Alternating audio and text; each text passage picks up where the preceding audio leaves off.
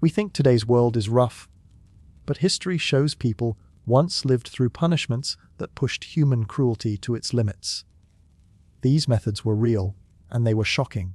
Let's uncover the 20 worst punishments in history. Let's start with number 20. Roman parasites faced pena cali. In Roman law, different forms of murder carried distinct punishments, and the severity of the punishment depended on the nature of the crime.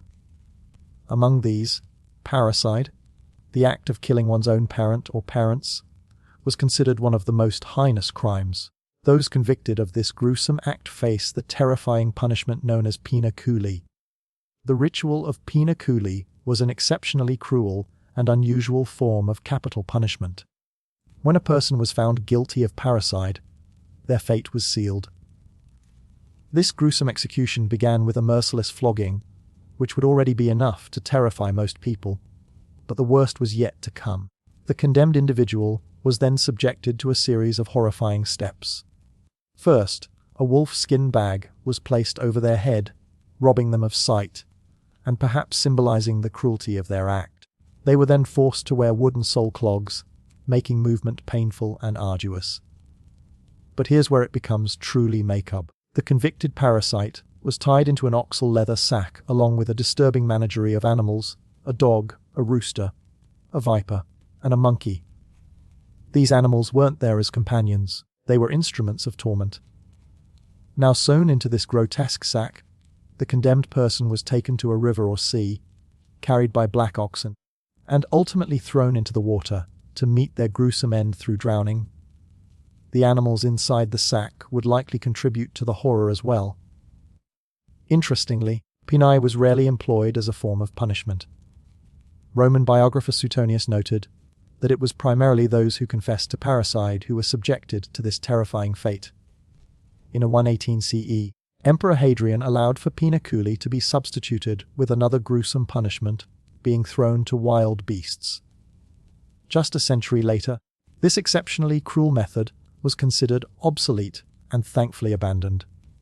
So, if you think modern justice is harsh, remember the horrifying history of pena culi, a punishment as bizarre as it was brutal. The next is number 19, drawing and quartering. You're about to experience a punishment so brutal and horrifying that it's almost beyond belief. Drawing and quartering was a method of execution that came into gruesome practice in 13th century England and remained in use until 1867. Reserved exclusively for those convicted of treason. It all began with drawing, which involved tying the condemned person to a horse and dragging them to the gallows. While hanging was often part of the process, it was by no means the end of their torment. Those sentenced to this horrifying fate might also face disembowelment or beheading. But the true horror lay in the quartering, the second part of this gruesome punishment. The condemned person's body was literally torn apart. Their limbs were tied to different horses, each urged to run in opposite directions. The result was a grotesque and horrifying spectacle, to serve as a macabre warning to others. The four quarters of the person's body were often displayed in different parts of the city. Hours of research went into creating this content. So, please do us a favor and subscribe. Now, let's move to the next number. Number 18, lingqi. Lingqi, also known as slow slicing or death by 1,000 cuts, was a method of torturous execution practiced in ancient China.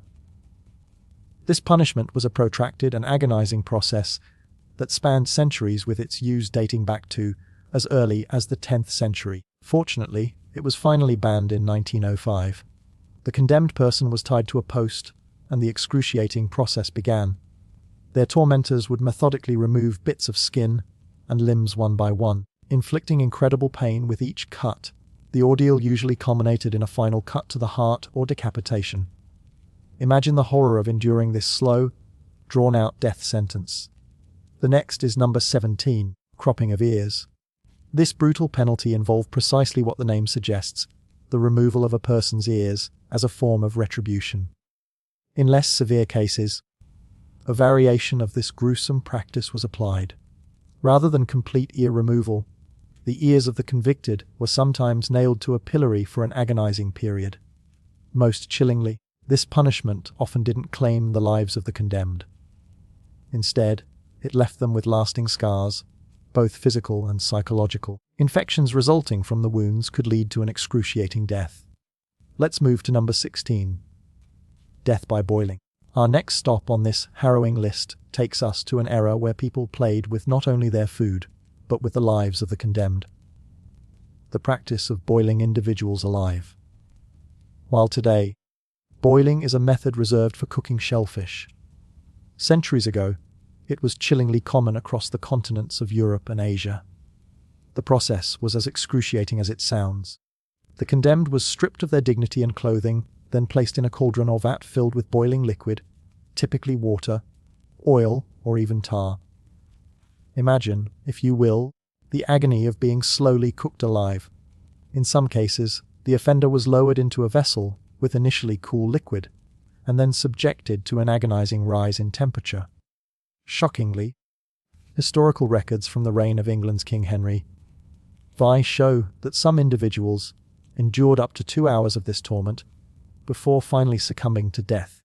The origins of this horrific punishment can be traced back to the cruel reign of Emperor Nero in ancient Rome, where Christians were often the victims. In the 16th century, King Henry VI of England went so far as to pass an act that deemed poisoning a crime punishable by boiling. Perhaps it was his own fear of poisoning that led to this gruesome decree. Thankfully, in the wake of Henry's death, his son Edward VI recognized the need to put an end to such barbaric practices, signaling the beginning of the end for these horrors. Here comes number 15. Saw it in half. This nightmarish fate was inflicted upon unfortunate souls in various parts of the world, including the Roman Empire, Spain, and regions of Asia. The premise is as gruesome as it sounds. The condemned individual faced a gruesome dismemberment, often in a public spectacle designed to send a horrifying message to onlookers. This brutal method of execution was a literal dissection of a living person. This horrifying practice involved the slow and agonizing removal of a person's internal organs while they were still alive, ultimately leading to their death. The next one is number 14. Crushed under an elephant. This gruesome practice was disturbingly popular in ancient India and several other regions of Southeast Asia. The power and size of elephants made them perfect instruments of death in this gruesome public spectacle. The process was as follows. Convicts were placed beneath the massive feet of trained elephants with the intention of delivering a swift and brutal death. However, the level of cruelty could vary. In some cases, the elephants were trained to prolong the agony, inflicting a slow and torturous demise. Imagine the sheer horror of witnessing this gruesome event, as the world's largest land mammal was weaponized to carry out these executions. The sight of a helpless individual being trampled by the elephant's immense weight is enough to send shivers down anyone's spine. It's worth noting that this method of execution was most common in areas where elephants were native, primarily in South and Southeast Asia. Human cruelty knows no bounds, even towards majestic creatures like elephants trained for this brutal purpose. Let's move to number 13, the Brazen Bull. Hold your breath, because we're about to explore one of the most sadistic and diabolical creations in the annals of human history, the Brazen Bull, also known as the Sicilian Bull. This nightmarish device was conceived by the ancient Greeks, specifically by the tyrant King Phalaris of Sicily in the 6th century B.C.E. His cruel reputation seems to have known no bounds, and he sought to invent a punishment that would match his sinister desires. The Brazen Bull was a bronze statue constructed in the shape and size of an actual bull. The condemned person would be locked inside this gruesome contraption. A fire would then be set beneath the bull, heating the bronze until the person inside was literally roasted alive.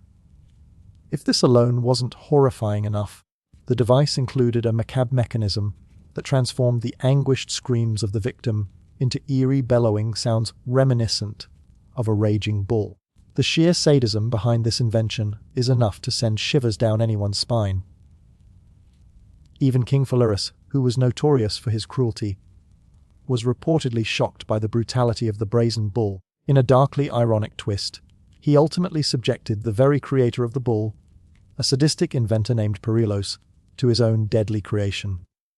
Perilos was locked inside the bull, and a fire was lit beneath it, exposing him to the gruesome fate he had devised. But the tale takes another sinister turn. After a brief release, King Phaleris threw Perilos off a cliff, proving once again how indecisive and ruthless he was. Some accounts even suggest that King Phaleris himself met a fitting end, burned alive inside the same brazen bull he had commissioned as part of an uprising against his reign. Here comes number 12, the horrifying fate of the Vestal Virgins. Our journey through the darkest punishments in history takes us to ancient Rome, where the Vestal Virgins held a sacred role as priestesses to Vesta, the goddess of home and hearth. These women served as not only religious symbols, but also as representatives of the city and its citizens. The dedication required for this role was unparalleled, as they were expected to make a lifetime commitment and uphold strict rules that came with it. One of the most stringent rules was that Vestal Virgins had to remain abstinent from sexual relations for their entire lives. This vow of celibacy was a crucial aspect of their role, symbolizing purity and protection for the city they represented. The Vests served as guardians of Rome's spiritual well-being, and their chastity played a vital role in this duty. However, the consequences for breaking this sacred oath were dire. If a Vestal Virgin was found to have engaged in sexual activity, her punishment was execution, but not in the traditional sense. Due to the sacred and symbolic nature of the Vests, taking their lives directly was considered an unholy act. Instead, a more gruesome fate awaited. The condemned Vestal was paraded through the city, her broken purity a symbol of disgrace.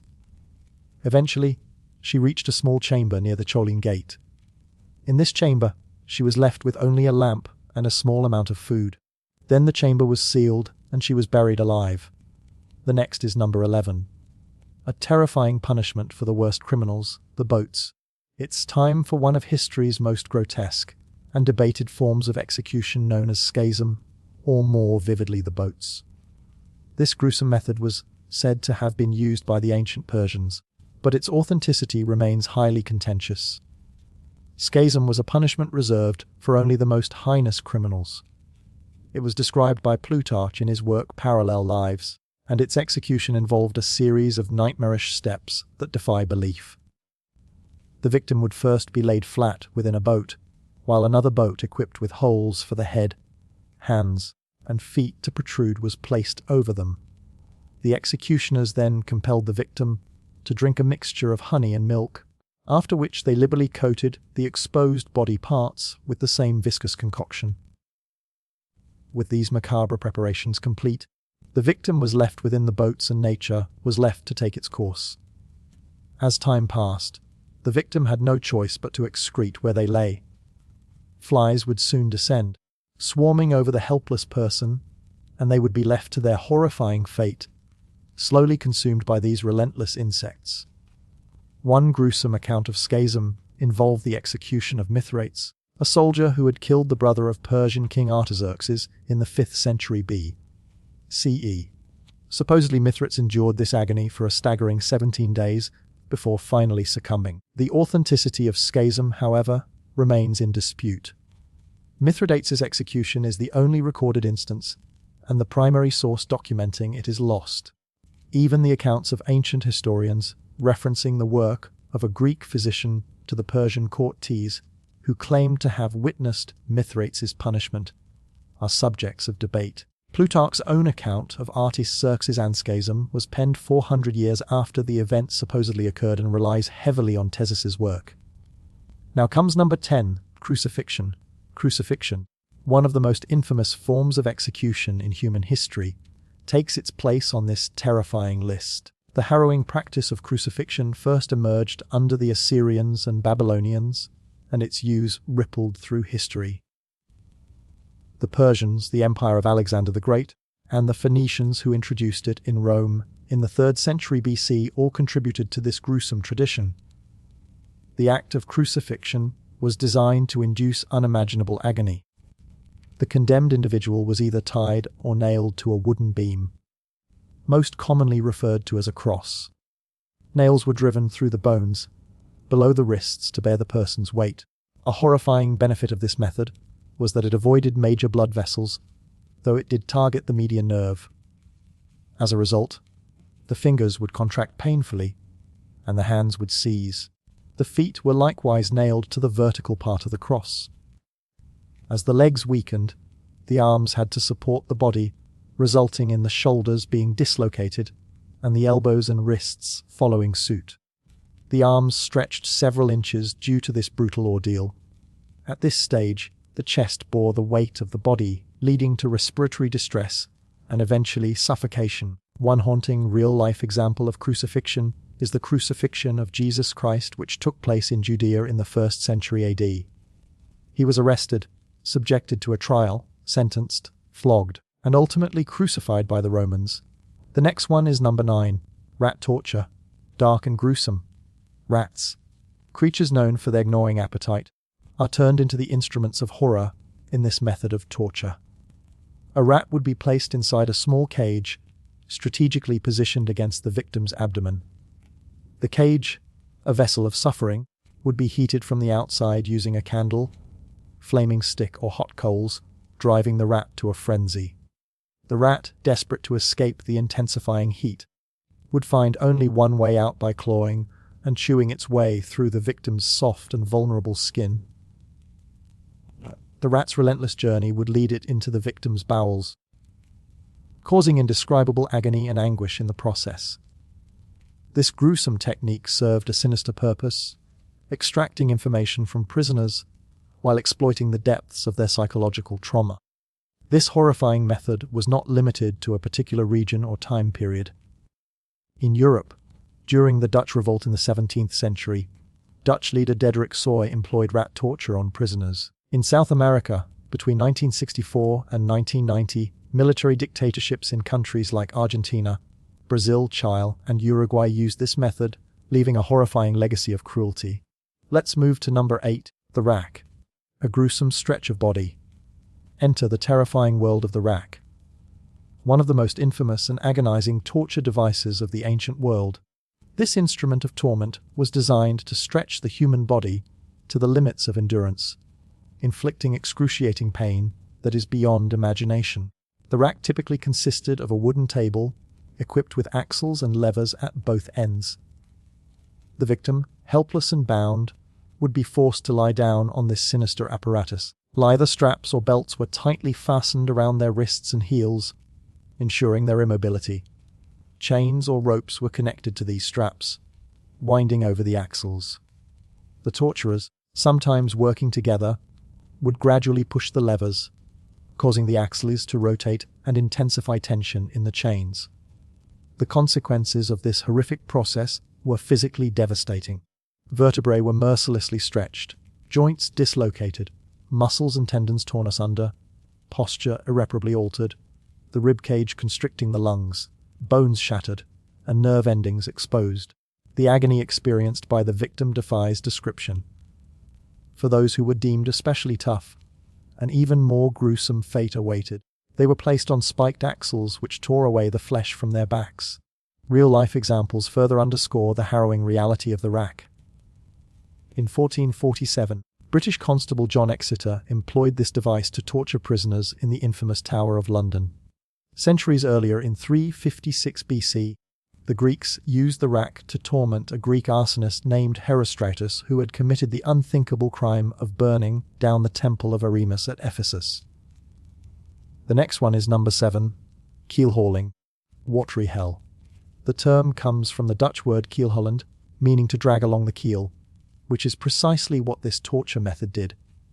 The sailor was stripped, tied, and suspended by a rope from the ship's mast with weights or chains attached to their legs. The rope was looped beneath the ship, and once the sailor was released, they were dragged under the keel. The fatality rate was practically 100%. If the person did not drown, they suffered severe head trauma from repeatedly smacking against the keel, as well as deep lacerations from the barnacles and other aquatic growth present on the hull. If they survived and were hauled back on board, death would most likely still result from wound infections. Historical records provide chilling evidence of this barbaric practice. The Dutch between 1560 and 1853 were known to employ keel-hauling on their ships. The English Royal Navy also employed this method as early as the 11th century, with 17th century English writers documenting its use on British naval vessels. Going even further back, the 700 BC Rhodian maritime code known as the Lex Rhodia explicitly outlined keel-hauling as a punishment for piracy, showing the ancient Greeks' propensity for brutality. Now comes number 6, the wheel, gruesome mutilation. Now we arrive at the gruesome wheel, also known as the execution wheel, breaking wheel, or Catherine wheel. This sinister instrument of torment was disturbingly common in the ancient world and often reserved for gruesome public executions.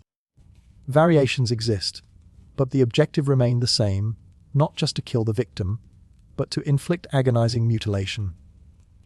The ordeal began with the prisoner bound to a large wooden wheel, a nightmarish frame adorned with menacing spoked arms. The executioner's sadistic artistry unfurled as they methodically shattered the victim's leg bones, working their way upwards.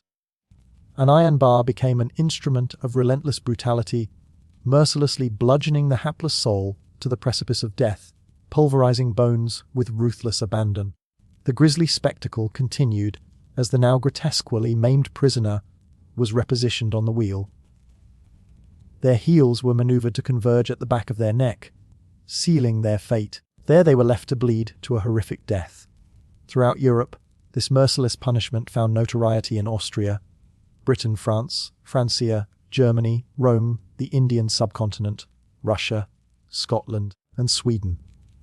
Perhaps the most chilling account comes from 1348, where a Jew named Boner endured 4 days and nights of this unspeakable torment, marking the longest recorded survival. In 2019, a haunting archaeological discovery in Milan unveiled a skeleton believed to be a victim of this malevolent device. Next is number 5, Impalement, a grisly penetration, an extremely gruesome form of torture pervasive in many civilizations throughout the ancient world. The purposeful intent behind impalement ranged from capital punishment to suppressing revolts, disciplining defectors, or quelling military insubordination in times of war. This abhorrent method was executed in 2 dreadful variations, longitudinal and transversal. In the longitudinal method, the victim was positioned above a menacing greased stake, which would be inserted partway through their lower body. Gravity became the merciless executioner, as the stake gradually ran them through, sparing vital organs while exiting through the skin of their shoulder or neck. A living nightmare, the victim could endure this agony for several harrowing days. In the transversal variant, the stake pierced through the torso, either from front to back or in the reverse. To intensify the horror, there was a particularly gruesome version known as gaying, where victims were flung onto jagged metal spikes, hooks or rods, left to languish in excruciating torment, their agony prolonged by the executioner's sadism. Impalement stained the pages of history with its evil surfacing in aimanted Persia, Europe, Mesopotamia, the ancient Near East, the Neo-Assyrian Empire, and Theonic Egypt during antiquity. Let's move to number 4. Blood Eagle unfurling macabre wings. If the horrors described thus far haven't left you thoroughly unnerved, prepare to be chilled to the bone by the gruesome ritual known as the Blood Eagle. Though the authenticity of this torture method remains hotly debated, its mere existence, whether in reality or as a creation of a profoundly disturbed imagination, is deeply unsettling. First emerging in late skaldic poetry, the Blood Eagle procedure presents a nightmarish tableau. The victim would be laid prone, subjected to a living nightmare, as their back was methodically sliced open. Their torturers would then detach the ribs from the spine, gruesomely unfurling the victim's lungs through the macabre opening, creating a pair of horrific, bloody wings. The sheer agony of such an ordeal beggars belief, and one can scarcely fathom how anyone could remain conscious throughout. While no concrete historical evidence attests to the actual practice of the Blood Eagle, its earliest mention is attributed to Ivar the Boneless, son of Viking leader Ragnar Lothbrok, in the year 1867 AD. He purportedly condemned Aya, king of Northumbria, to the Blood Eagle for killing Ragnar via a pit of live snakes. And the next is number 3, molten gold burning from the inside. This ghastly practice was potentially more prevalent than historical records might suggest, with evidence pointing to its use on both sides of the Atlantic Ocean, including by the Romans and the Spanish Inquisition. The process is chillingly straightforward. The victim would be forcibly restrained, their mouth pried open, and scorching liquid gold poured down their throat. The results were nothing short of horrific, inflicting severe damage to internal organs and scalding the lungs, ultimately leading to a swift and agonizing death. In 1599, native Indians of the Javaro tribe captured a Spanish governor and executed him in a gruesome manner by forcing molten gold down his throat. The Roman general and politician Marcus Licinius Cassus suffered this dreadful fate when he was captured by the Parthians. It is believed that this form of execution was chosen to symbolize Cassus' insatiable thirst for wealth. Another Roman general and politician, Manius Aquilius, met a similarly grisly end. Defeated and captured by Mithridates VI of Pontus, he too faced execution by means of molten gold. Here comes number 2, fleeing skinned alive. Fleeing, also known as skinning, was arguably one of the most excruciating forms of execution due to its agonizingly gradual nature. The torment began with the victim being stripped of their clothing, their hands and feet securely bound to prevent any movement. The executioner would then commence with the gruesome task of peeling away the individual's skin using a sharp blade. This ordeal often initiated with the head, ensuring maximum suffering as the victim remained fully conscious. In some instances, parts of the person's body were boiled to soften the skin and facilitate its removal. Death could come in various harrowing ways: shock, profuse blood or fluid loss, hypothermia, or deadly infection. The duration between the initiation of fleeing and death could vary from a few hours to several excruciating days. While fleeing is often depicted as a medieval European form of punishment in popular culture, such as in Game of Thrones, historical accounts reveal it was rarely employed in medieval Europe. According to medieval historian Dr. Lissa Tracy, only one verifiable case of flaying occurred between the 11th and 16th centuries: the fleeing of Venetian commander Marco Antonio Bragadine by the Ottoman Turks after he surrendered during the siege of Cyprus in 1571 CE. However, flaying was far more prevalent in the ancient world. It was practiced by civilizations including the Assyrians, Aztecs, Chinese, and various medieval European peoples. Notable accounts of fleeing include the alleged case of the female philosopher Hypatia of Alexandria, who was flayed by a Christian mob using potsherds. One of the most infamous practitioners of fleeing was the Assyrian Empire, where it was employed extensively from the 14th century BCE until 610 BCE. The Assyrians, renowned for their military prowess, adopted fleeing as a form of punishment for those who opposed their rule. This included flaying the nobility and using their skins to instill fear and suppress any potential resistance. King Ashur-nasirpal, an Assyrian monarch, documented his brutality, stating, "I flayed as many nobles as had rebelled against me and draped their skins over the pile of corpses. Some I spread out within the pile. Some I erected on stakes upon the pile. I flayed many right through my land and draped their skins over the walls." The terrifying practice of flaying served not only as a means of punishing adversaries, but also as a gruesome method of deterrence, discouraging others from challenging the Assyrian Empire's authority. And the last one is number 1, the Roman candle. The ultimate torture method of the ancient world, taking the top spot as the most gruesome and macabre method of execution in the ancient world, is the ghastly Roman candle.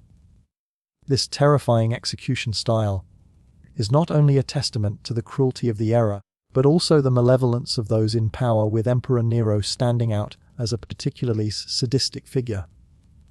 Nero's intense hatred for Christians led to the creation of this nightmarish execution method. The victims, who were often accused of various crimes, were subjected to unimaginable torment during Nero's garden parties.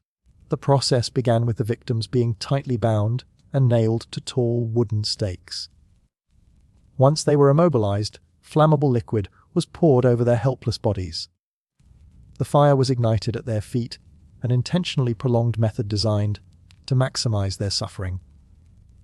The victims were condemned to a fate where they were literally turned into human torches.